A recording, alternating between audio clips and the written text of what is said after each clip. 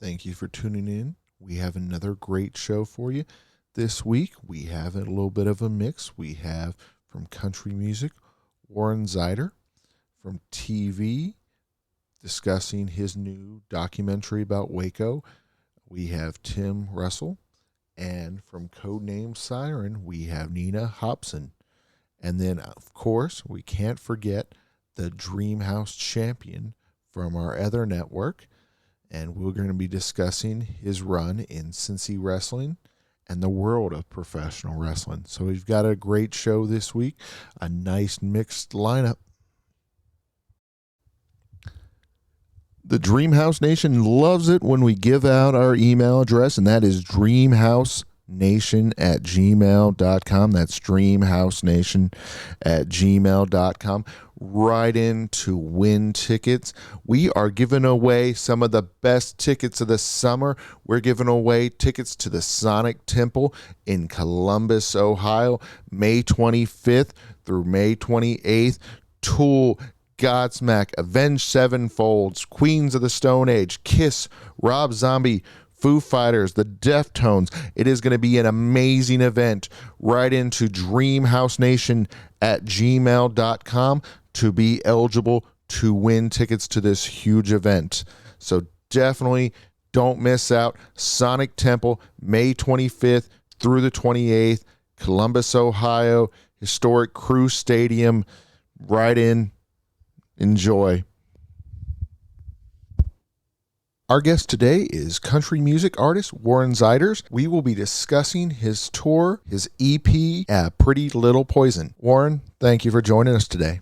Thanks for having me, my man. We are so excited. We've got not just one, not just two, not just three shows. We got a huge tour to talk about, but we want to focus on those three shows. We want to focus on April 6th, Cincinnati, Ohio, Bogarts, April 21st, Denver, Colorado, Grizzly Rose, and May 27th, Columbus, Ohio, Buckeye Country Superfest. So we got three great events to talk about. Why are you excited about those three big events? I think my first time to Cincinnati, Ohio, first time playing a show there, have passed through there before on to another show in Ohio. Truly, I think, with the one that's kind of been waving over my head is the Superfest.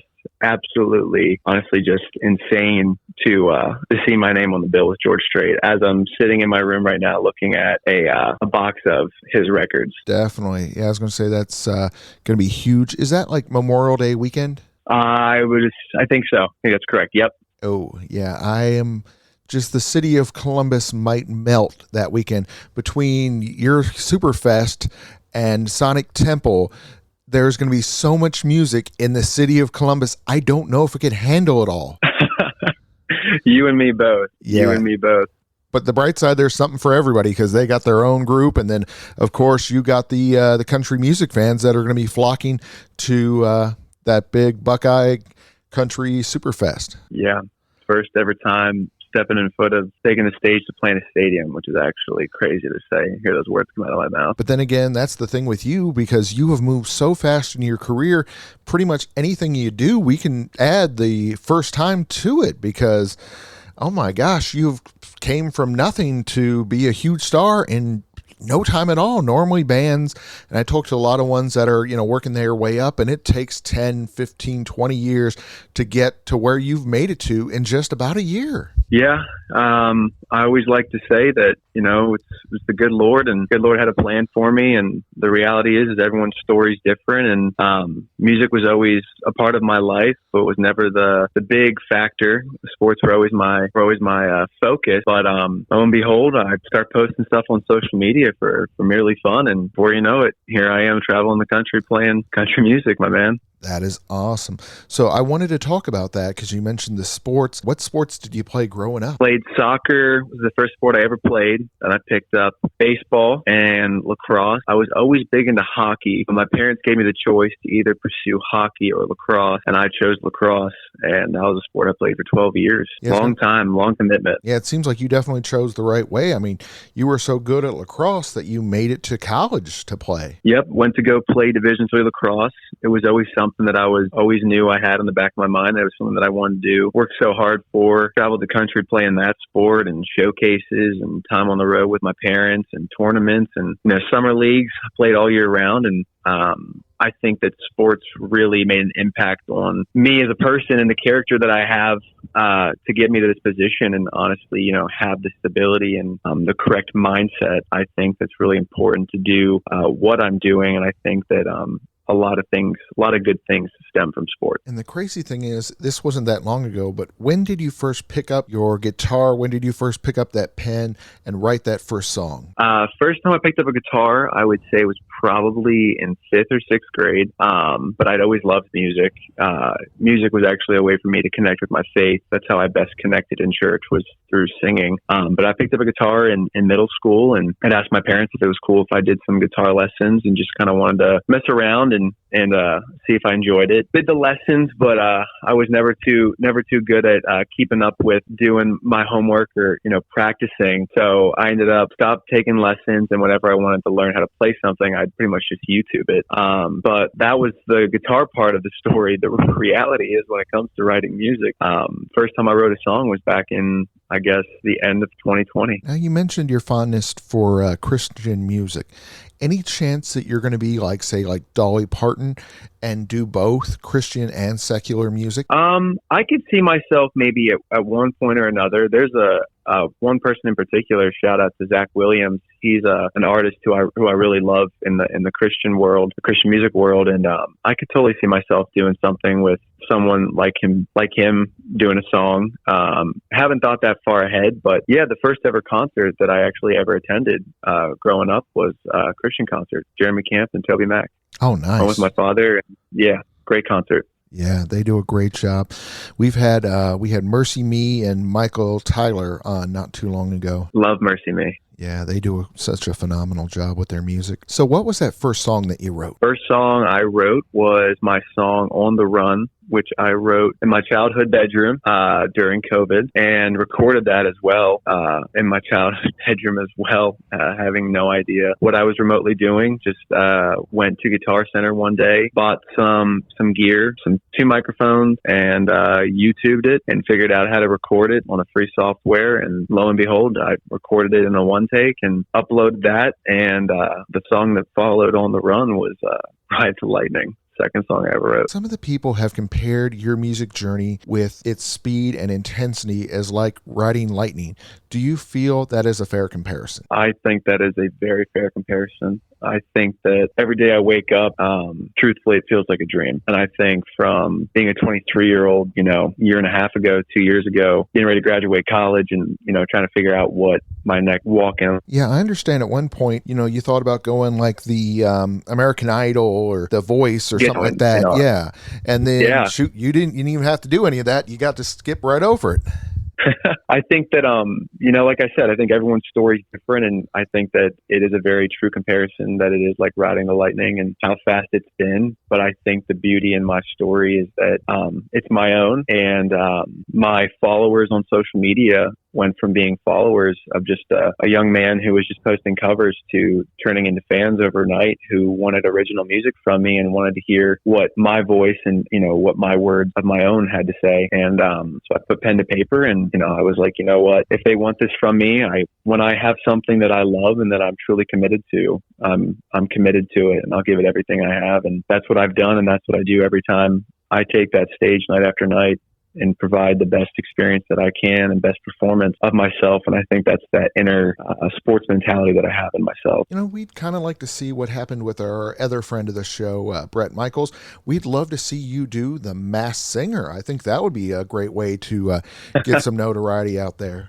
Yes, I have seen that show before. I'm trying to think what my costume would be. Yeah, I was going to say that might be the toughest part of it, because we know you can sing, we know you can entertain, but you're trying to come up with a costume, the right one for you, because different ones, they want to go with their different themes. It could be interesting.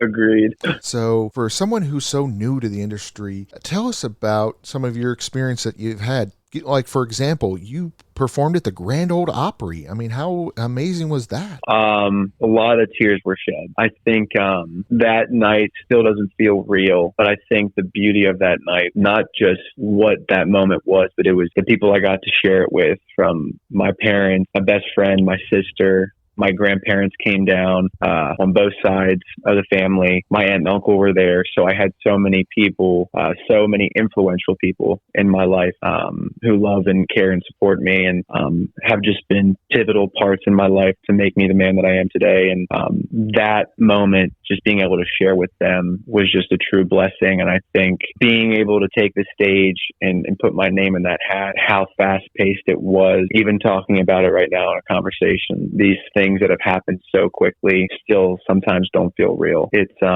truly a blessing, and that was a night to remember forever, for sure. Definitely. And then, my philosophy in life, it's always important to have days to look forward to. Like, of course, my boy, he's all excited about the new Mario movie. Of course, our listeners, they're all excited about April 6th. You come into Bogarts. But there are also some other great dates that they need to be looking forward to. I understand you have that EP, Pretty Little Poison. When's that being released? So I have an EP coming out. It's called the Pretty Little Poison Sampler. So it's a little sampler, which is going to be tied into my next album that's coming out. Do not have a release date for the album yet, but the sampler is coming out at the end of April, which I'm super excited. I think it's April 28th is the date, release date, I'm pretty sure. Now, super excited for that. Now, I don't know if this will be too much inside information, or this will make the fans sad because it's too far away, or make them happy because it's sooner than they thought. But I've heard rumors on the internet August 25th for the whole album, Pretty Little Poison. That's the rumor I've heard. I don't know if it's, I can't verify it, but that's what the word going around on the internet is. To my knowledge, I actually do not have an answer for you, but that's crazy that there's rumors going around about that. Oh yeah, people are that excited about your music. They're looking forward to it. I mean, shoot, yeah, people are putting it on the calendar. You know how when a new Tim McGraw album comes out, or a Kenny Chesney or Garth Brooks, you circle that on your calendar because you want to be there to get that first copy of it. Well, shoot, it seems like people are that way about your music. It's so crazy to hear. That's honestly crazy that people already have theories of when it's coming out. That's wild. On that I'm sorry, my bad. No worries. You go ahead. Oh, no, I was just going to say that's actually just really funny to hear. On that EP, you have West Texas Weather, Up to No Good, One Hell of an Angel, and of course, Pretty Little Poison. Are those songs all about the same woman, or are they about different women? So Up to No Good and One Hell of an Angel are on the 717 Tapes album. This Pretty Little Poison sampler is going to include 2 new songs that they've not heard yet, and that's what's coming out at the end of April. But those songs are not all about the same girl. No, They are not. Yes. So, across the board, I've had some relationships. So, makes for good music writing, good songwriting. Yeah, because I'm like, wow. I'm on one hand, I kind of want to meet her, but I'm kind of afraid of the woman that would encompass all 4 of those songs. That's a lot to deal with. Definitely. I was going to say, I know you don't want to name drop or anything like that, but are any of them anybody we might have heard of? No. Okay. I keep a low profile. No worries. It was worth a shot. You're like, yeah, actually, all 4 of the songs, they're all about my ex, Taylor Swift. That kind of thing. Or one of the Kardashians. We're not sure which one, but one of them. So no big names yet. Nice. Shoot, there's always time. So tell us about working with a Grammy award-winning producer, Ross Cooperman.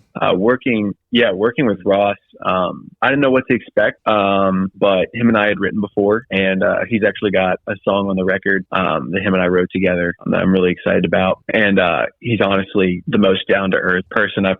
One of the most down-to-earth people that I've met here in Nashville. Super nice guy, and you would not know anything about the massive success he's had over the years. He just a super genuine guy. And honestly, such a pleasure to work with him, and got along great and understood my vision and, the direction I wanted to go, and just a super helpful guy who wanted to help me bring my vision to life. So it was a great time working with Ross. So why is Pretty Little Poison your favorite song that you've written so far? I think that Pretty Little Poison is my favorite song that not only that I've written, but also have sang and performed, is the inner battle of emotions that you can listen to that song and what you're fighting. And I think, I wrote a nice message about the song on a post on social media when it dropped, but it's that inner battle of going back to something that is not good for you and it's going to hurt you in the end, but you just can't help but continuing to go back to it. I think it's just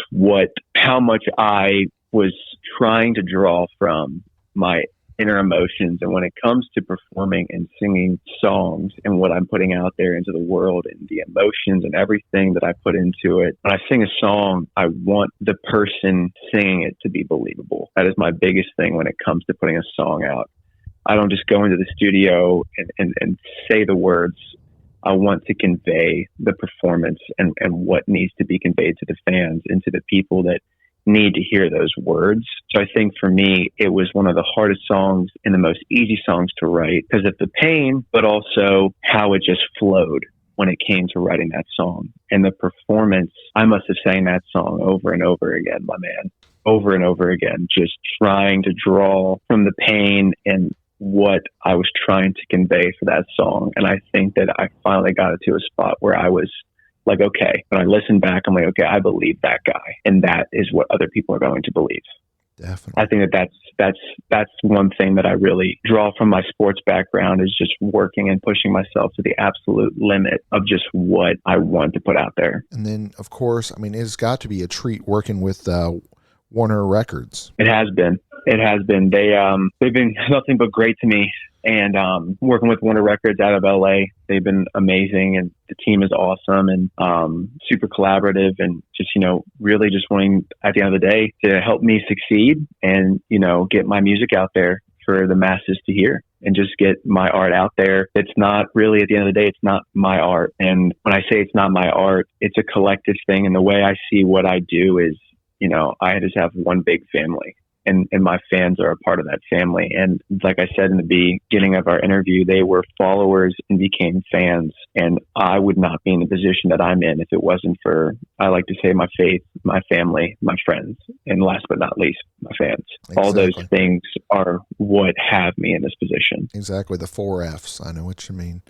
And then those fans, I thought this was a really great quote from one of your fans on, I forget which website it was on that I was checking it out about you watching review or looking up reviews, but they described you as a wild horse that sings about the truth. How does that make you feel? It puts a smile on my face because using one of my own songs in the quote, it's a really beautiful thing. And I think the cool thing about my song Wild Horse is I always say this at my shows. People always assume it's about a girl, but it's actually about chasing whatever your wild horse is in life. And it can be a girl. It can be the love of your life, whatever it is. It can be the dream. It can be whatever you want to chase and pursue. And I think that when I wrote that song, The Wild Horse, for me, was this music career, was this no longer what people in this industry do is not really a career. It's a way of life. You're on the road living pretty much, and you're going city to city, state to state, and meeting thousands of people and just, trying to get your message out there. And that song is so beautiful because it's amazing to see it resonate with people and, wanting to chase their wild horse and go after what is important to them in life. And I think that one thing that I, hold high is that people in that quote, they say I sing about the truth and I talk about the truth. And I think that that's something that I'm really proud of in myself personally. Again, it's not just about me, but when it comes to writing music, I try to put stuff out there that truly can resonate with people. And I've said this before, but I want to write about stuff that sometimes you don't want to hear. And I think the beauty in life is, you're going to be told things at times when you just don't want to hear something, but it's the message that you need to hear. So I think when it comes to writing music, putting those emotions and putting that pen to paper, I think there's stuff that I write that, it's fun to listen to. And then there's stuff that's just the truth, like we all. And that's why I think that I love Pretty Little Poison so much. Definitely. And you're right. That's one thing we all need from time to time is the truth. Well, Warren, It has been a pleasure having you as a guest on the show. We are excited, like I said, about April 6th, Cincinnati, Ohio, and Bogart. April 21st, Denver, Colorado, Grizzly Rose. May 27th,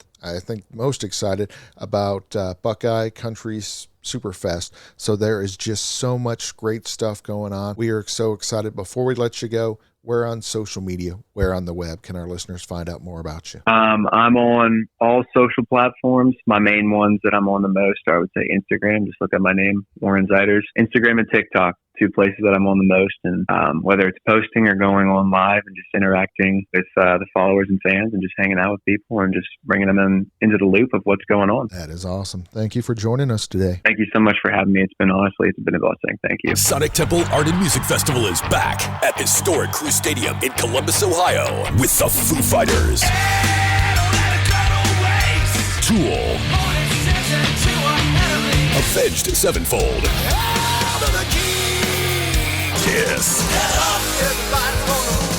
plus Rob Zombie, Deftones, Queens of the Stone Age, Godsmack, and more. Memorial Day weekend. Passes are on sale now at SonicTempleFestival.com for only $10 down. Our guest today is Tiller Russell. He is the creative force behind the new 3-part Netflix documentary, Waco, American Apocalypse. Tiller, thank you for joining us today. Thank you so much for having me. I appreciate it. So why did Waco happen? Well, I think, in short, you have this apocalyptic cult group that happens, that appears right outside of Waco, Texas, and then people get wind of the fact that there are all sorts of firearms going in and out that are being turned into fully automatic ones, and so begins this massive investigation, which starts with the ATF raid, which produces the biggest gunfight in American history since the Civil War, and then begins the 51-day siege that ends in the terrible fire that we all watched happen on national television. Oh, wow. Yeah, it was a heck of a tragedy. Was David Koresh really the monster that we believe him to be? Well, I think he was a very complex character. I mean, without a doubt, he was having sex with underage children, was a sexual predator, a pedophile. At the same time, he was also a very charismatic, apocalyptic preacher, and his message gathered people from all over the world, to give up all their worldly belongings and to show up at Waco and follow his vision into the apocalypse. Wow. What could they have done differently? And by that, I mean either side. Well, I think it's all sides in this case. At the end of it, there was this profound failure to communicate where nobody could quite understand what anybody else was saying. And I think there was internal conflict within the FBI. The hostage rescue team was on a different page from the negotiators. One group of folks wanted to kick down the door and, shoot the quote-unquote bad guys and bring out the quote-unquote hostages, and the other side wanted to get on the phone and talk as long as it took, and I think there was also a profound failure to communicate by the Branch Davidians, to both the authorities, to the press. At the end of it, nobody could really kind of communicate their message in a really clear and concise way, and it led to the epic tragedy that we all witnessed. Why was it not just a big story in the United States? Why was the whole world seemingly captivated by this tragedy? Well, I think for one thing, nothing like this had ever happened before. So we were in virgin territory, so to speak, where nobody had seen a standoff of this scope and this protracted nature. And for another reason, it was happening live on television. 24 hours a day, there was coverage from the compound and outside the compound, and the FBI going to talk to the press. And then there were people from all over the world. What's something that many people don't know is that the Branch Davidians weren't just, local Texas folks. They had come from all over the world, as far away as Australia and Japan and the UK. And so there was this fascinating and diverse cross-section of people that had been drawn to David Koresh's message. What makes this the definitive account of the events surrounding the Waco tragedy? Well, I think for one thing, we have access to this incredible amount of material that some of which has never been seen by the world before. There was video that was shot inside the FBI's hostage negotiation room, and the intention when that footage was shot was the FBI flew into town. They thought they'd resolve this in 24 hours, and that footage would become a teaching tool that they would use back at the academy in Quantico. Well, that ended up not happening the way they anticipated, and this protracted 51-day siege, then took place, and that footage was stashed away for 30 years, and nobody had ever seen it. And there was also hundreds of hours of footage shot by the local news crew the local news station that had miraculously been archived for all these years. And then there were thousands of photographs that were was shot by the hostage rescue team snipers. And so together, this combination of footage and the combination of perspectives, you have people from all walks of life. You've got David Koresh's spiritual wife. You've got the drummer that played in his band. You've got the last kid that made it out alive, as well as all sorts of members of the FBI, members of the ATF, David Koresh's attorney. So it's really a 360 kaleidoscopic look at what happened 30 years ago and why it did.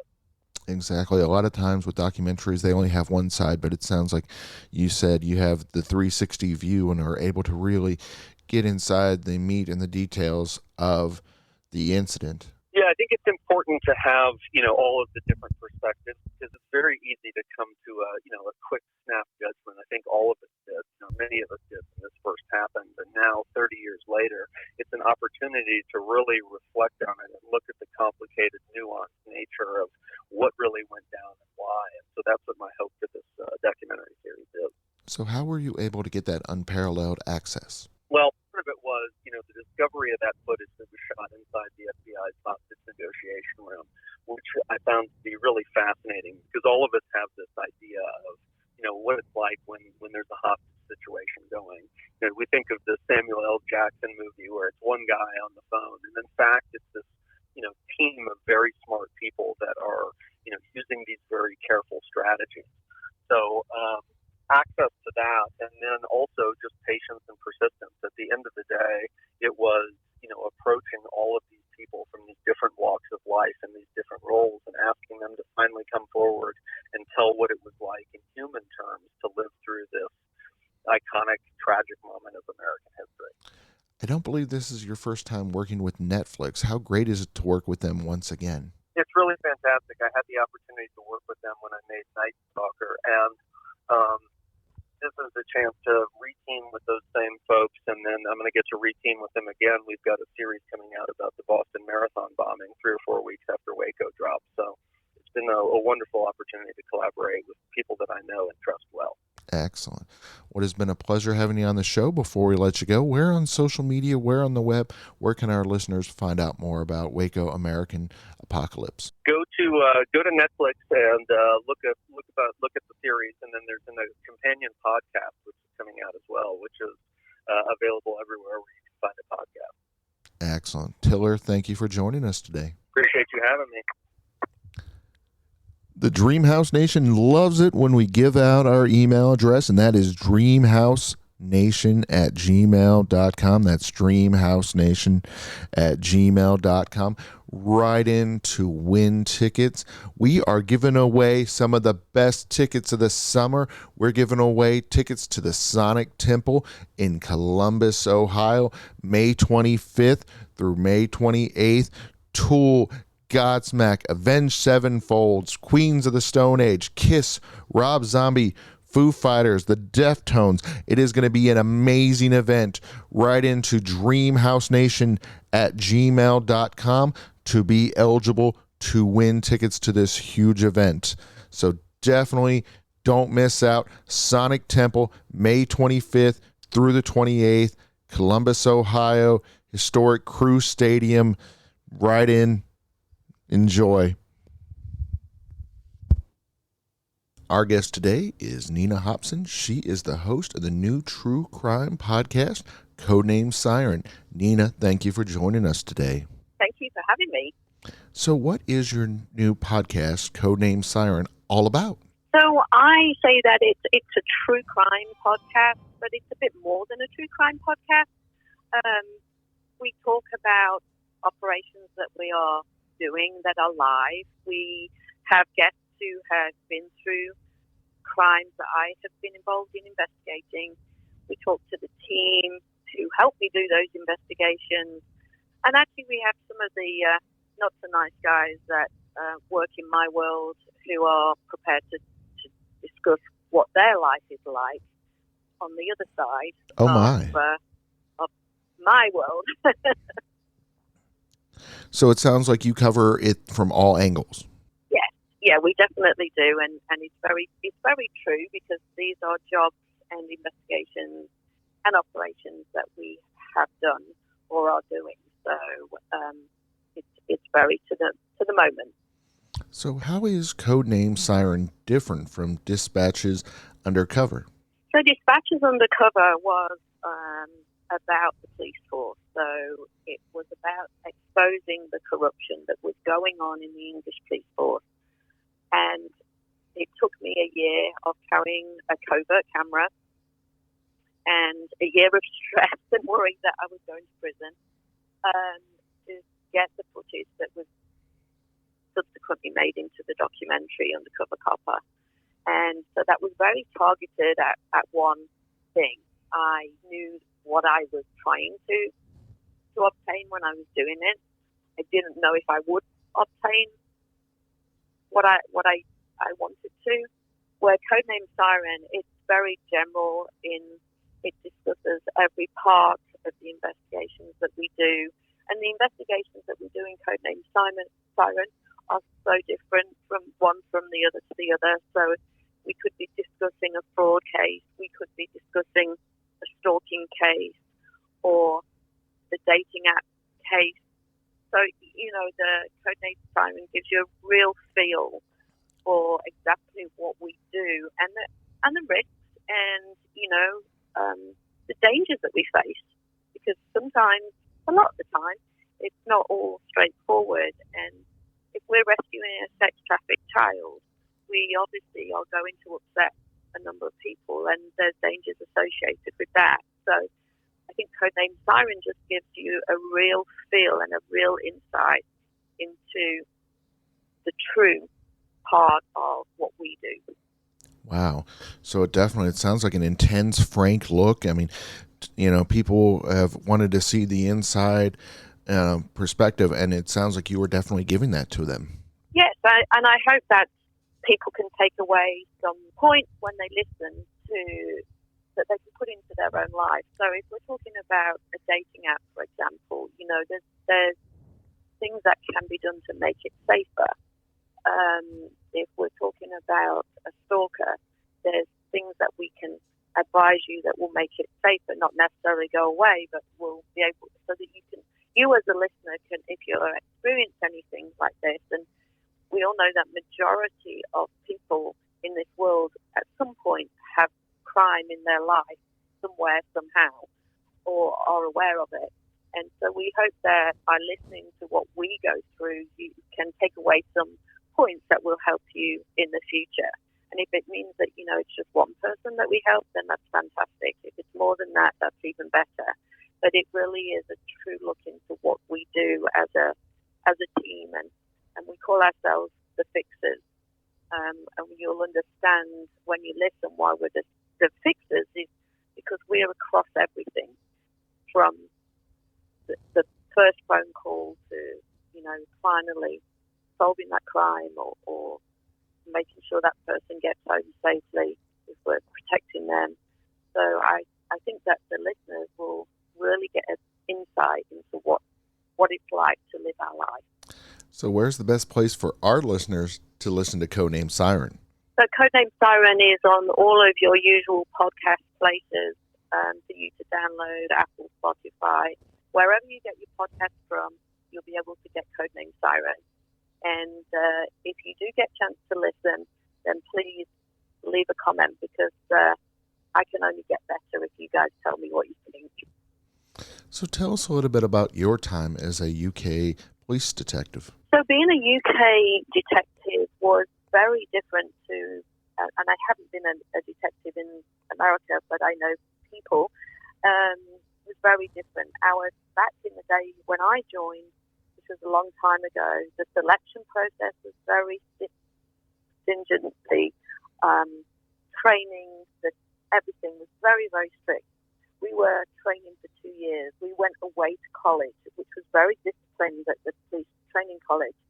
I never wanted to be a detective. I actually wanted to be a dog handler. And I love dogs. I wanted to be a vet. However, as a young female officer, and this is open for debate, I was always told to go and look after rape victims. And my view is at that age, it probably wasn't that I was young. I was 18, 19, and it was too young. But eventually I would go and look after the the rape victims, and there was one particular rape that came in, and this lady was so incredible, and I just wanted, it was a horrendous rape, but I just wanted to then help catch him, and it wasn't him at the time. We knew it was a male, and I wanted to catch him because I wanted this lady to have some peace, and that was kind of the flip point for me, that I wanted to be a detective. So I became a detective and served as a detective for the most of my time, until I made the footage, and then I went back into uniform. How difficult was the transition from law enforcement to investigative journalism? It wasn't that difficult. There were certain things that I missed about being in the police. I'd enjoyed my career. I had great friends, great experiences. But what I was doing now was basically everything that I'd been taught as a police officer, I was just bringing back and putting those skills on the screen, on the wherever my investigations ended up. And so really the basic skills were there, and it was fairly easy for me to move in that direction. And I think it felt like a natural direction to move to. Excellent. Nina, before we let you go, because it has been a pleasure having you on this show today, where on social media, where on the web, where can our listeners find out more about you? So I am on the web. I'm Nina Hobson. I'm on Instagram, and my handle is I am Nina Hobson. And there's plenty of things that you can find out. And codename Siren. Please listen and enjoy. Excellent. Thank you for joining us today. Thank you for having me. I've really liked it. Thank you. Sonic Temple Art and Music Festival is back at historic Crew Stadium in Columbus, Ohio, with the Foo Fighters, Tool, Avenged Sevenfold, Kiss, plus Rob Zombie, Deftones, Queens of the Stone Age, Godsmack, and more. Memorial Day weekend. Passes are on sale now at SonicTempleFestival.com for only $10 down. Our guest today is the Cincy Wrestling Dreamhouse champion, Gaston LaRue. We'll be discussing his career and Cincy Wrestling. Gaston, thank you for joining us today. Oh, yeah, man. It's a pleasure. I'm happy to be on the show, happy to be representing Cincy Wrestling, and happy to be representing this Dreamhouse as well. When did you first become a wrestling fan? I just kind of grew up watching it. My earliest memory is WrestleMania 20, I believe. I think that was like my very first show that I really watched. I watched it on a VHS tape, which was really cool. And I just kind of grew up watching it. So there wasn't really a specific time I became a wrestling fan. I definitely had my ups and downs as a wrestling fan, but yeah, I grew up just being a wrestling fan. It was kind of instilled in me. My dad watched it all the time. He watched it growing up and everything. So yeah, it's just been kind of in my life, my whole life. So who were his favorites? My dad's? Yeah. Ooh, that's a good question. He loved like Austin and Rock a ton, which who doesn't? He also just really enjoyed watching WCW when he was growing up too. He watched like a lot of Hogan and Flair. Flair is one of those favorites of his for sure. So how about you? Who are your favorites? My favorite of all time is Chris Jericho. I think that reflects quite well in my work. I mean, I won the Dreamhouse title with the Lion Tamer. Mm-hmm. So he is definitely my biggest inspiration. He's my favorite of all time. Just his charisma, his personality, just everything about him, the way he gets a promo. And then Bryan Danielson as well was another huge inspiration for my career and another huge favorite of mine. So that brings up the most important question. Were you there on Sunday when Jericho was in town? I was not. I didn't know he was in town. Where was he? Fozzy at Bogart's. Oh, no, I didn't know that. Had I known, I probably would have just gone. Yeah, if they actually performed this time, because they changed the dang time or changed the date like a couple times, because there were a couple times we were supposed to have him on the show, and then they're like, yeah, we would have him on, but shoot, they're not doing it. They changed the date. And I'm like, no, it's March or December or, whatever the day was at the time. And then they moved it back and they just kept messing with it. Oh, goodness, man. Had I known that, I totally would have gone, man. Yeah, that's like a dream of mine. Now, I haven't seen Fozzy in concert yet, but I really want to. I got to see a little bit of them at Louder Than Life. They were pretty good. They were checking out. That's so great. So, who trained you? I was trained at Supreme Wrestling in Madison, Indiana by Eric Draven and Van Mardigan. Van is a name who I think some Kentucky people might know. He helped, and he had a hand in the training of Omega, who was just on Derby City this weekend. And then Draven, he's been a name who's been around the area for about 30 years. He was trained by Jeff Jarrett. Oh, wow. And he worked for USWA and he worked for ECW for a little while when he was really young, when he was like actually probably underage. So yeah, I was trained by those two gentlemen. Draven taught me the basics and how to, not really how to cut a promo. I kind of had an idea of that already, but really just kind of taught me the fundamentals of everything and helped me find myself as a personality. And then Van really helped with my technical wrestling skills and help me hone those, because that's what I really wanted to do and how I really wanted to wrestle. So you did a great job winning with the Lion Tamer. What are some of your other moves? So I have the Lion Tamer, which I like to call the Walls of LaRue, obviously Jericho inspired. And then I also have a big running knee strike that I do that I call the Catastrophe running knee strike. Mm-hmm. I've taken out a lot of people with it. And then my trainer, Van Mardigan, that I mentioned, actually has cancer and is no longer able to wrestle. So I currently do a swinging DDT where I lean him back, kind of like Bray Wyatt's sister Abigail. Mm-hmm. And then I turn it into a DDT maneuver and I call that the VDT. So those are my signature maneuvers. I do a lot of suplexes in there. I do cross faces. I do all kinds of submission moves. That's kind of my specialty. So who are some of the promotions that you've been a part of? Oh, man. I've worked for New Wave Pro in Terre Haute, Indiana, which is ran by Earl Joseph and Michael Guess. I've also been a part of Hybrid Championship Wrestling, which is also in Terre Haute, Indiana. Ascend Pro Wrestling in Cincinnati, Ohio, XVW in Dayton, Ohio. I am currently affiliated as the World Television Champion with the AIWF, who are out of North Carolina and are affiliated with multiple companies all across the United States. And then I was obviously trained at Supreme Wrestling in Madison, Indiana. I have experience in working with OVW, Generation Next Pro Wrestling out of Cynthiana, Kentucky. I was their heavyweight champion for most of the year last year, ran by Larry D.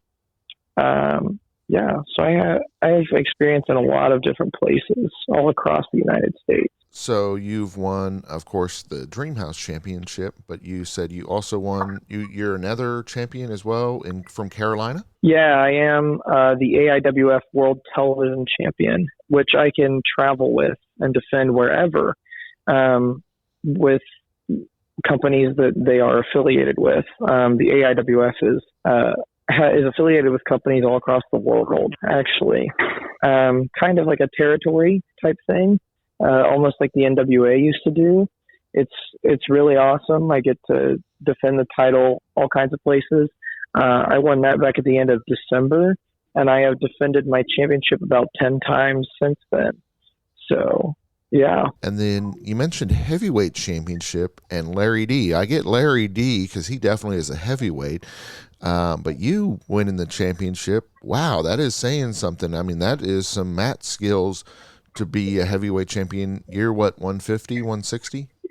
175, actually. Oh, yeah. My bad. I'm not giving you enough credit. I apologize. Yeah. Oh no, it's fine. A lot of people look at me and will say, "Oh, you're 170." I'm like, "Nope, I'm 175, baby." But so I was. I actually held 3 heavyweight titles last year at one time. I held the Generation Next Pro Wrestling Heavyweight Championship last year. I also held the Supreme Wrestling Heavyweight Championship, and the Supreme Wrestling used to be an affiliate of the AWA. And I won the AWA Heavyweight Championship last year as well. Yeah, I was going to say, I was watching one of those YouTube videos about belt collectors, but it sounds like you should have been on the dang video. Absolutely. Yeah, I had 3 belts at one time last year. Since I won my first belt, which was a Supreme Wrestling Tag Team Championship back in 2020. Since then, I've not been without a belt longer than 2 weeks. Dang. Well, that's great that we have you, a winner, as our champion. We love that. Absolutely, man. Yeah, I'm proud to be the champion. I'm happy to uphold any title that I hold. I like promoting that I'm the champion. You know, I take a lot of pride in being a champion. So where on social media, where on the web, where can our listeners find out more about you? Okay, well, I have a YouTube, which is just Gaston LaRue. I have an Instagram, which is Pro Wrestling Gaston. And then you can find me on Facebook at Gaston LaRue. You can find me on Twitter at Gaston LaRue. And I also have my own podcast, By the Book with Gaston LaRue, that you can find on YouTube and Spotify. So who are some of the guests you've had on By the Book? So I started it only a few months ago, but some guests I've had on are Justin Xavier and Party Mike, who are a tag team known as Arcade Hangover in the Cincinnati area. I've had my trainer, Eric Draven, on the show as well. Let's see. I've also had Savion, who you may have seen at Cincy Wrestling in December against Jake Chris, on the show as well. And then I've done a couple episodes by myself and stuff. It's been a minute since I've done a couple because I am moving soon. So my office is a wreck. I was going to say, not that it's going to be released today, but we should wish him happy birthday because it is Savion's birthday today. Yeah, it is. Yeah, I'll have to wish him happy birthday. We've gone at it in the ring quite a few times, so I'm ready for it again. Yeah, that would be an interesting matchup because at one point we were saying, hey, that would be interesting if he ever went after the belt. But now that with you, the champion, I mean, you're both faces, so I don't know. I mean, yeah, that's true. It could be a little bit friendly competition. Yeah. Good work. So let's go into Cincy Wrestling. Let's tell us a little bit more about it. What is Cincy Wrestling? Cincy Wrestling is a promotion based out of Cincinnati, Ohio that started running last year, I believe. Yep. And they've ran a couple of shows now, and it's a wonderful show. The promoter is wonderful. He treats me well, pays me well, and they have great talent there. Like I said, like they have Savion, they have Carson Drake as their Cincy Wrestling Heavyweight Champion.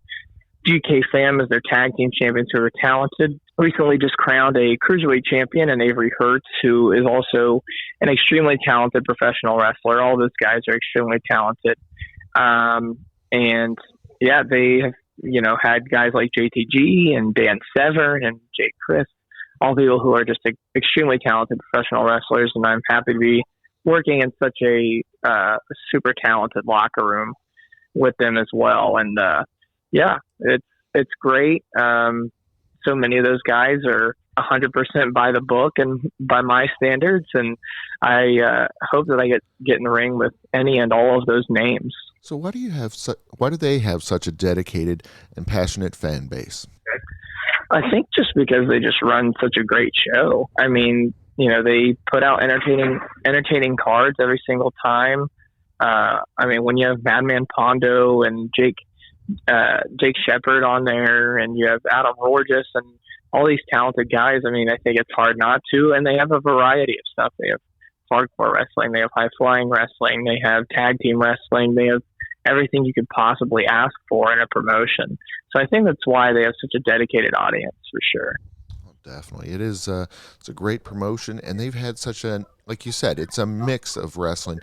They have the big guys, they have the little guys, they have a nice, just overall, I mean, with that new Cruiserweight Championship as well. Absolutely, man. Yeah. They're running a great ship there, and it's awesome. Which is the one that looks like he's a basketball player? Looks like he's a basketball player? Yeah, he's a Cruiserweight, but he I think he fell short of like he was the runner-up, or he was part of that tournament. He looks like he's 6'10". Oh, Justin Xavier? Yeah, okay, so he's one of the ones that, you've interviewed. Yeah. Oh, my gosh, yeah, he made an impression. Some of the moves that fellow can do, and just, he's got a unique body set for professional wrestling. Absolutely. Justin is extremely talented. He trained at Nightmare Factory for a while, Cody Rhodes Wrestling School. So... he's extremely talented, and he puts in the work all the time. I've never wrestled him one-on-one, but man, I want to. We would tear the house down. So where's the best place for our listeners to buy tickets for Cincy Wrestling? I believe that they have links on their website. I think they're attached to Eventbrite. I may be wrong there. But yeah, I believe they have links on their website and on their social media pages. I believe that those are the best places to find tickets. Is they'll direct you on their social medias, and they're pretty good about it. They're really good about it. Now, you mentioned some of these talented wrestlers. Their current champion, Carson Drake. What's your thoughts on him? He's definitely not a fan favorite, and definitely not a locker room favorite. He's got a bold personality. He's clearly very, very confident and arrogant himself. But while I may not like the guy very much, Carson is absolutely a talented professional wrestler. He gets lots of opportunities, and I can see and understand why, not only by the look of him, but just by his work in the ring. I think that I could beat him if the chance is given to me to be in the ring with him for the Cincy Wrestling Heavyweight Championship. But he's absolutely a super talented athlete. Whether you like him or not, he is. He's good, and he will definitely be on television one of these days rather than later. I agree with you. Yeah, I think there's definitely a bright future there. I'm not sure which promotion it'll be. I always root and tell people that are currently working their way up. I think MLW is a great place to go, but that's just my opinion. I think that's a place to really get your name out there. Because that's where MJF went to, and then he went from there to AEW, and now he's the biggest thing on the planet. Right. Yeah. I think MLW is definitely a good place for some people, and I haven't really thought about it, but I could definitely see that for a guy like Carson, and the personality he has very, very MJF reminiscent for sure. That, and then I'm just really impressed with, and I feel bad that I forget his name, his assistant or a sidekick. Omega. Yeah, I think he has got a bright future as well. I think he's very talented. Absolutely. Yeah, Omega just worked for Derby City in Louisville, Kentucky this past weekend, which is television as well. So nice. So then going from the singles to the tag team, GK Fam, tell us a little bit about them. I've worked on multiple shows with GK Fam, and they're just charismatic as heck. They don't have to do a bunch of flashy moves, but they are a well-oiled tag team machine. And yeah, they're super talented wrestlers. They're a great team. There's a reason that they win tag gold everywhere they go. So yeah, they're just really good. They're really good. And then, of course, we have you as the Dream House champion, the former champion Icon Lee. I know you and him don't get along, but you have to respect he had the belt for almost a year. Yeah, that's true. And while he did have the belt, he did pull some shenanigans to keep that belt for as long as he did, with David Barnabas Specter in his corner, and just finding ways to cheat the victory. But yeah, I'll give him that. He did find ways to keep the title for a while, and and in this business, you got to do what you got to do sometimes. But the ways that he did it weren't necessarily by the book, and I don't really appreciate the ways that he tried to keep the title. And we know you love going by the book. Oh, absolutely, man. Yeah, that's the only way to do it. The book, Ancient Book of Wrestling, provides so much knowledge to me. I have it stored into my brain. So I think that anyone who is a professional wrestler should want to go by the book. And if you stray from that path, that's your decision. But I don't really agree with it. And then, last but not least, the cruiserweight champion, Avery Hurst. Yeah, Avery Hurst is really good. He's very young wrestler. I think he's only about a year into his time wrestling. So he's doing really good for himself as far as that goes. But he's really good. I've wrestled him twice now. I just wrestled him in a triple threat match last night in Dayton, Ohio. So yeah, he's really good. He's got a bright future ahead of him as well. So yeah, he's awesome. Well, very talented. Well, Gaston, it has been a pleasure having you on the show today. We are excited about your bright future with Cincy Wrestling.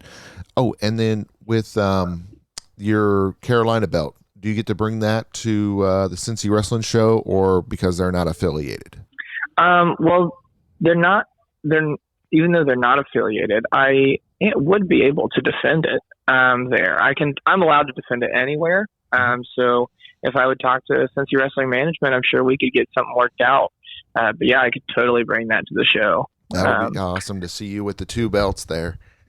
Oh yeah, absolutely. I would love to do that. I'll have to talk to the promoter about it for sure, because I'm down. I'm a defending champion. I'm a traveling champion. I'm down to defend both titles anytime. That is awesome. Well, it has been a pleasure having you on the show today. Thanks, man. It's been a pleasure talking to you.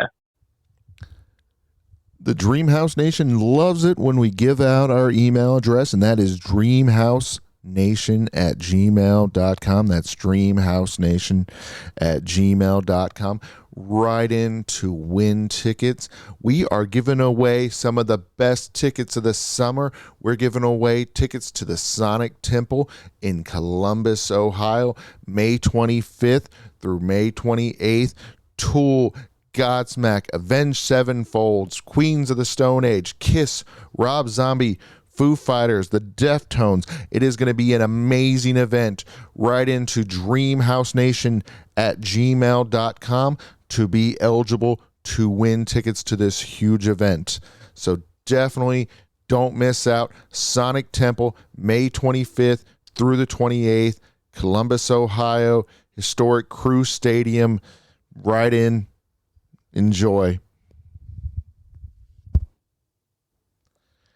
Thank you for tuning in. It has been a pleasure having you with us again this week. We will have another great show again for you next week.